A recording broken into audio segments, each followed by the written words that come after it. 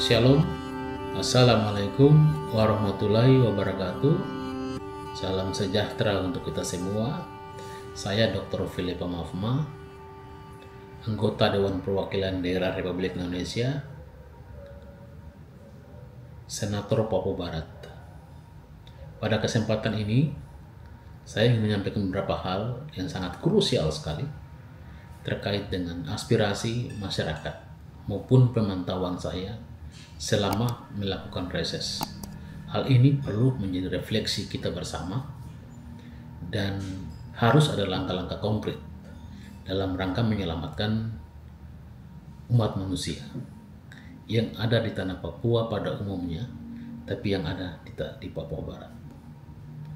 Hal yang menjadi aspirasi dan temuan dari masyarakat menentukan bahwa atau membuktikan bahwa Papua itu darurat kesehatan. Kita boleh bangga punya segala-galanya. Kita boleh bangga dengan kita punya program perencanaan kebijakan-kebijakan di daerah untuk percepatan infrastruktur dan lain sebagainya. Tetapi ingat bahwa yang menggunakan, yang menikmati semua fasilitas, semua infrastruktur itu adalah rakyat. Dan kalau rakyat tidak sehat, bagaimana ia menikmati apa yang ada, apa yang menjadi fasilitas yang ada. Oleh sebab itu, kesehatan itu, sarana kesehatan itu harus menjadi skala prioritas bagi kita semua. Saudara-saudara sekalian, untuk menjawab persoalan kesehatan ini, tentu beberapa faktor yang ingin saya sampaikan terkait dengan problem kesehatan di tanah Papua. Dan ini adalah potret sesungguhnya yang ada, tetapi kita kesampingkan apa yang menjadi problem-problem ini. Mudah-mudahan menjadi informasi dan juga segera ada langkah konkret untuk kita semua, baik pemerintah pusat, pemerintah daerah, dan tentu sebagai senator kita akan berjuang sekuat tenaga kita agar ada langkah-langkah konkret untuk menyelamatkan kita di daerah terkait dengan persoalan kesehatan. Yang pertama, saudara-saudara sekalian, bayangkan seandainya kita sakit, saya, saudara, dan kita sakit. Kemudian sakit yang darurat, sakit yang emergensi.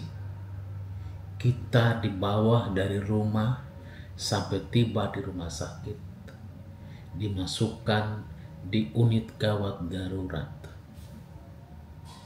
Setelah sampai di UGD, dua hal yang kita dapat. Yang pertama, tidak ada petugas medis yang spesialis mengidentifikasi tentang persoalan darurat, kesehatan darurat yang kita alami. Yang kedua, tidak ada sarana pendukung seperti obat-obatan, alat-alat medis, dan juga fasilitas-fasilitas yang bisa menjawab kebutuhan darurat pada saat itu. Pasien dengan kondisi yang sangat sakit, yang membutuhkan pertolongan yang sangat cepat, harus menunggu dokter berhari-hari, karena dokter yang terbatas, karena dokter juga yang memiliki jadwal pelayanan di rumah sakit lain, atau dokter yang melakukan praktek di tempat lain. Kita bayangkan bagaimana masyarakat yang atau warga atau orang yang di rumah sakit di emergensi darurat itu kemudian berhari-hari menunggu kepastian penanganan kesakitan yang dialami. Sangat sengsara dan sangat menderita, dan hal ini adalah persoalan mendasar pelayanan di emergensi. Inilah hal yang urgent. Inilah hal yang paling utama dan paling penting. Bagaimana perencanaan pembangunan, bagaimana perencanaan kebijakan, faktor kesehatan itu dirumuskan dengan melihat kondisi persoalan yang di depan mata kita. Dengan melihat persoalan kesehatan di depan mata kita, dengan melihat aspirasi-aspirasi para medis, aspirasi para dokter, aspirasi pada pemilik rumah sakit, aspirasi kepada penanggung jawab, aspirasi daripada masyarakat terkait dengan persoalan kesehatan. Bagaimana langkah strategi kita untuk mengatasi itu? Sebagai Wakil Ketua Komite 1 DPD RI membidangi bidang hukum dan politik, saya memandang bahwa dengan hadirnya otonomi khusus tentu harus berimplikasi terhadap kebijakan kesehatan di daerah.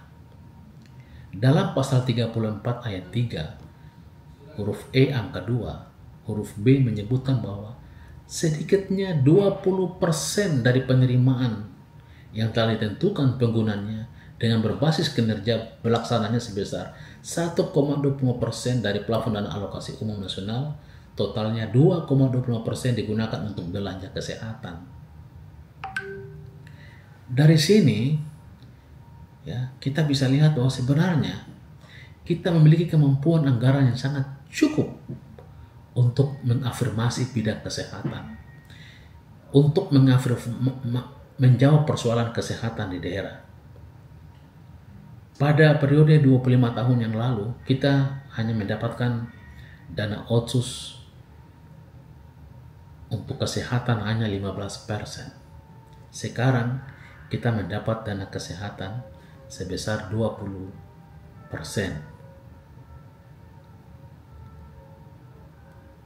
Dan kita mendapatkan 25% dana kesehatan yang bersumber dari dana bagi hasil migas.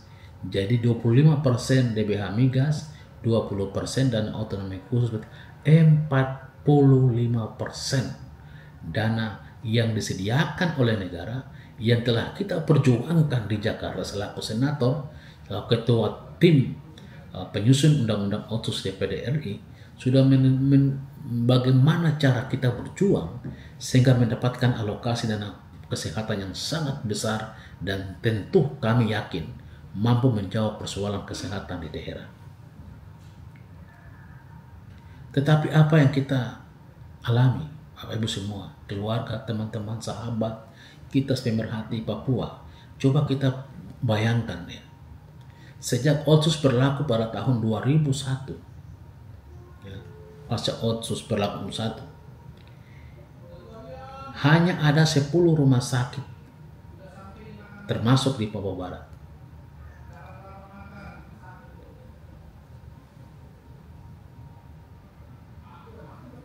Baru tahun 2021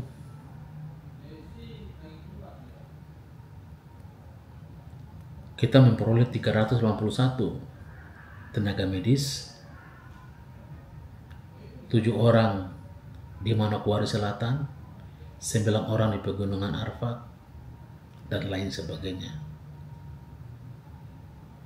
Kita tenaga farmasi kita 2 orang di Pegav, psikologi kita hanya 3 orang di Fakfak, dan lain-lainnya kosong. Jadi kalau kita menggunakan data BPS untuk mengukur indikator tentang emergensi darurat kesehatan di Papua, tanah Papua Barat misalnya sebagai contoh, sebenarnya kita melihat daripada kesiapan SDM, dokter, kesiapan infrastruktur, dan tenaga medis pendukung lainnya. Tenaga kefarmasian 220 orang, psikologi klinis 3 orang, tenaga kesehatan masyarakat 199 orang, tenaga kesehatan lingkungan 66 orang, gizi 153 orang, dan tenaga keterampilan 17 orang. Jadi belum ada atau tidak signifikan bagaimana dana-dana kesehatan ini berdampak terhadap peningkatan kualitas, peningkatan mutu, peningkatan pelayanan kesehatan bagi kita di daerah. Maka kita juga harus melihat tentang berapa besar. Saya ambil contoh kenapa saya sebut dana otsus itu sangat besar dan DBH migas. kita memiliki dari DBH Migas untuk Provinsi Papua Barat tahun 2023 sebesar 2,69393,660 triliun. Kalau kita hitung DBH Migas 2.609 miliar 393 juta 660.000, bahwa diambil 25%-nya berarti dana kesehatan, khususnya untuk kesehatan dari sumber DBH Migas, ada uang sebanyak 652 miliar 348 juta 415.000 miliar. 652 miliar sekian yang harusnya dikelola di bidang kesehatan. Itu baru sumber DBH Migas. Nah, tentu kita tahu bahwa DBH Migas ini tidak hanya di provinsi, tapi DBH Migas juga ditransfer ke kabupaten-kabupaten. Untuk Bintuni, Kabupaten Manokwari, Manokwari Selatan, Pegaf, Ondama, Fakfa, Kaimana. Dana DBH Migas ini juga ditransfer hal yang sama. Maka setelah ditransfer, kalau kita hitung sesungguhnya untuk dinas kesehatan, untuk kesehatan di setiap kabupaten, tidak termasuk Bintuni, karena Bintuni memiliki DBH Migas lebih besar di kabupaten terdampak lainnya. Dari 25%, maka dinas kesehatan di kabupaten kota minimal harus mengalokasikan 16 miliar setiap untuk kesehatan. 16 miliar 618 226 miliar dana kesehatan yang harus dialokasikan yang bersumber dari DBH Migas di setiap kabupaten dan kota, khusus di Provinsi Papua Barat. Saudara-saudara semua, saya ingin menyampaikan hal ini sehingga kita memahami dan sadar bahwa kita punya kemampuan anggaran sangat cukup. Itu baru sumber DBH Migas. Bagaimana dengan sumber dana alokasi otonomi khusus? Dana otsus, ya, dana otsus 1,25% dari plafon DAU nasional, yaitu sebesar 59,74,493 miliar. Jadi untuk kesehatan, ya, untuk kesehatan diambil dari 1,25% DAU nasional itu, maka kita punya anggaran khusus untuk kesehatan di provinsi itu berjumlah sekitar 59 sekian ya, 59,074,493 miliar. Sementara untuk di kabupaten dan kota dari sumber dana otonomi khusus, dana kesehatan itu mencapai 36 sampai dengan 51 miliar. Jadi kalau dana otsus 36 sekian sampai 51 miliar yang dia alokasikan untuk kabupaten kota plus 16 miliar, bagaimana kita mau mengalami kekurangan pelayanan di bidang kesehatan? Kita butuh dokter. Hari ini kita belanja dokter, uang kita ada. Kita membutuhkan dokter ahli. Hari ini kita keluarkan uang, kita belanja dokter ahli untuk ditempatkan di rumah sakit utama di provinsi dan kabupaten. Kita memiliki kebutuhan sumber daya manusia dokter, kita sekolahkan dengan dana.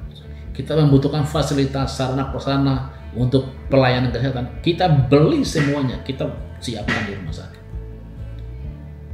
Sekarang kita punya dana kesehatan sangat besar, kemudian faktanya tidak berdampak signifikan terhadap kebutuhan kesehatan kita di daerah.